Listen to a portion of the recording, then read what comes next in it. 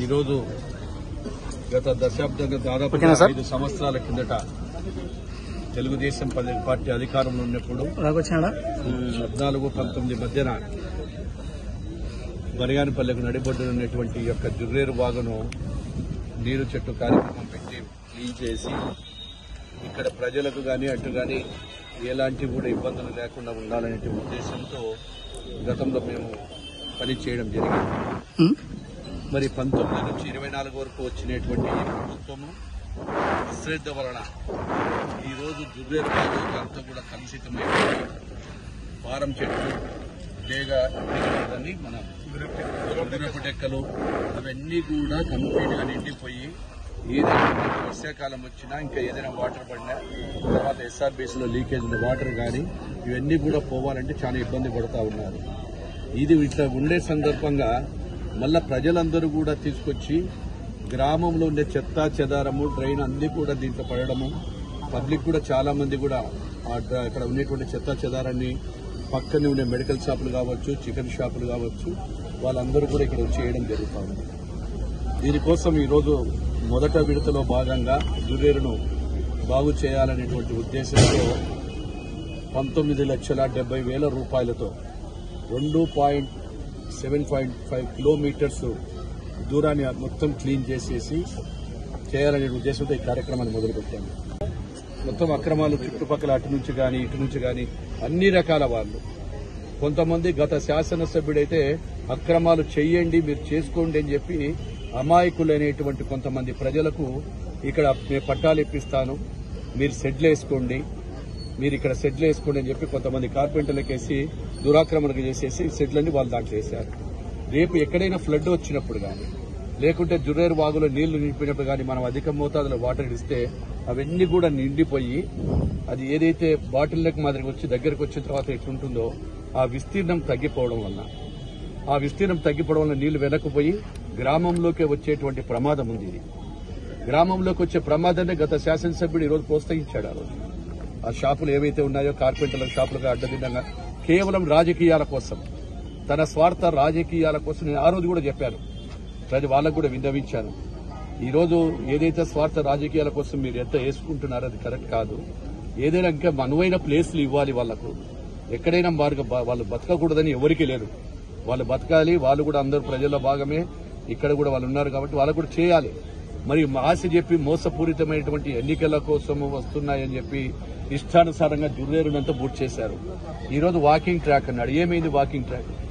నేను ఛాలెంజ్ చేస్తాను రా కాటసాని రామిరెడ్డికి. ఈరోజు ఇప్పటి వరకు నేను నోరెత్తలేదు, ఇప్పుడు మాట్లాడుతున్నా. ఆ రోజు వాకింగ్ ట్రాక్ ఉంటే ఎక్కడైనా అనుమతులు తీసుకుని, ఈ రోజు మేము తీసుకుంటున్నాము, అనుమతులు తీసుకున్నాము, శాంక్షన్ తీసుకుని ఈరోజు క్లీన్ చేస్తున్నాం. దీన్ని చూడాలి మీరందరూ కూడా. ఆ రోజు అనుమతులు లేకుండా నేను నిలబడినటువంటి దాన్ని కూడా ఎలాంటి అధికారులు అనుమతులు ఇవ్వలే. కేవలం ఒక వ్యక్తి లాభాదాయ కోసం, ఒక ఫంక్షన్ హాల్ కావాలని చెప్పి తన అనుచరుల కోసం, ఆ రోజు అనుచరుల కోసం ఈ రోజు ఈ యొక్క రోడ్డు వేస్తున్నానని చెప్పాడు. ఎక్కడైనా వాకింగ్ ట్రాక్ నేను కూడా ప్రపోజల్ పెట్టబోతున్నాను. ఈ యొక్క కెనాల్ విడ్త్ ఎంత ఉందో చూసుకొని, ఒకవేళ కెనాల్ మన వెడల్పును తగ్గించే పాటైతే విడ్త్ను తగ్గియాలి, మనం పెట్టాల ట్రంక్ అన్నప్పుడు దాని ఎత్తును సైజును పెంచాలి. ఆ సైజు పెంచినప్పుడు వాటర్ కూడా అటు ఇటు గాని బండి వేసి, ఆ బండి వేసినప్పుడు ఏమైతుందంటే అక్కడ సైడ్లకు బండి కడితే ఆ బండి వల్ల గ్రామంలో కూడా నీళ్లు రావు.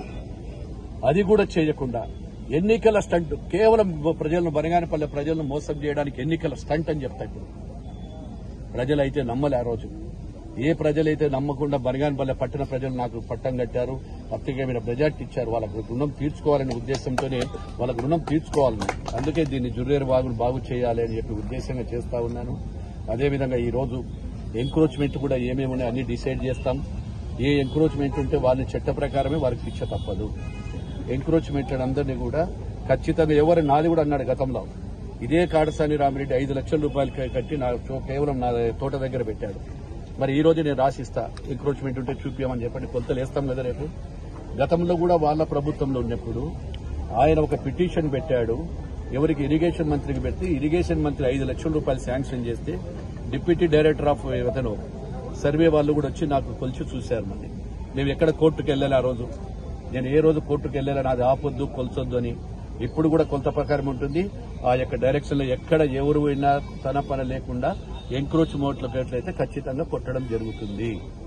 ఎంక్రోచ్మెంట్లను ఆపే ప్రసక్తే లేదు. ఈ నీరు కింది మీదికి మారుతూ ఉంటే కుందులో పోయి కలుస్తాయి నీళ్ళని.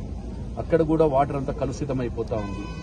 ఆ ఎంక్రోచ్మెంట్లు ఆగినప్పుడు దీన్ని ఏ విధంగా తీసుకొని సుందరీకరణ మా అధికారులతో చూసి ఏ విధంగా చేయాలి, దీన్ని ఏ విధంగా చేస్తే స్ట్రెంథనింగ్ అయ్యి ఈ కలుషిత నీరంతా కూడా జురియర్లో వాగులో కలవకుండా ఉండడానికి కూడా ఒక ప్రణాళికలు చేయమన్నాము పిఆర్ ఇంజనీర్లను.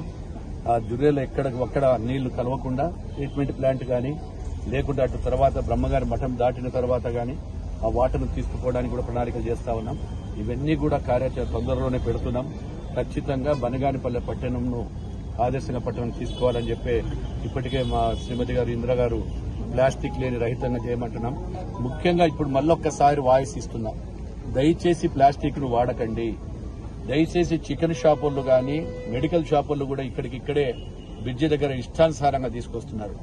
అది కూడా మీ గృహం లాంటిదే. మీ ఇండ్లను పరిశుభ్రంగా ఎట్లా పెట్టుకుంటారో వీధులలో కూడా చెత్త బండ్లు కూడా ఇప్పుడు కొత్తగా 4 ట్యాలీ ఆటోలను కూడా ఇస్తున్నాం, కరెంట్ ఆటోలను కూడా సందుల్లో తిరగడానికి.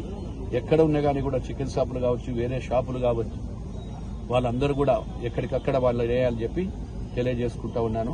ఖచ్చితంగా ఎంక్రోచ్మెంట్లు ఇంకా ఏమేమి జరిగినాయో, ఎవరెవరు గవర్నమెంట్ స్థలాలు ఆక్రమించినారు, ఇప్పటికే మీకు తెలుసు 2 ఫంక్షన్ హాల్ ఆక్రమించినాయని చెప్పి వాళ్ళకు కూడా నిర్ధారణ చేసినారు. కోర్టుకు పోయినారు, కోర్టు చెప్పిన ప్రకారం కూడా చేశారు. కోర్టు కూడా చట్టం ఏముంటే ఆ ప్రకారమే ఇప్పుడు చేస్తాం చర్య. ఎవరి మీద కక్ష సాధింపు చర్య లేదు. ఎవరైతే ఉన్నారో ఫంక్షన్ హాల్ కావచ్చు, ఇంకా బిల్డింగ్లు కావచ్చు, ఎవరైతే దానికి రూల్స్ కు విరుద్ధంగా 5 అంతస్తులు ఇట్లా కట్టుకొని చాలా మంది చాలా ప్రచారాలు చేస్తా ఉన్నారు. వాళ్ళకందరికీ ఒక్కటే చెప్తున్నాను, దాని వలన ఎప్పుడైనా జరగకూడని ఏదైనా జరిగితే అక్కడ నష్టపోయేది ఆ ఇంట్లో ఉన్న యజమానులు కావచ్చు, షాపులు కావచ్చు, వాళ్ళకు కూడా దయచేసి నామ్స్ పాటించమని చెప్పి అడుగుతా ఉన్నాను. ఖచ్చితంగా దీన్ని కూడా ఒక వారం 10 రోజుల లోపల ఎన్ని రోజులు పడుతుంది కదమ్మా, ఒక 15 డేస్ లోపల వేసిన తర్వాత సర్వే కూడా చేస్తాము. సర్వే మొదలుపెట్టి ఖచ్చితంగా ఏదంటే వారి మీద చర్యలు తీసుకుంటాము. ఇది 20 లక్షల రూపాయలతో 19,70,000 రూపాయలు మొత్తం జూనియర్ సర్వే నంబర్లు కూడా సర్వే చేస్తున్నామని చెప్పి తెలియజేస్తా ఉన్నారు. Thank you.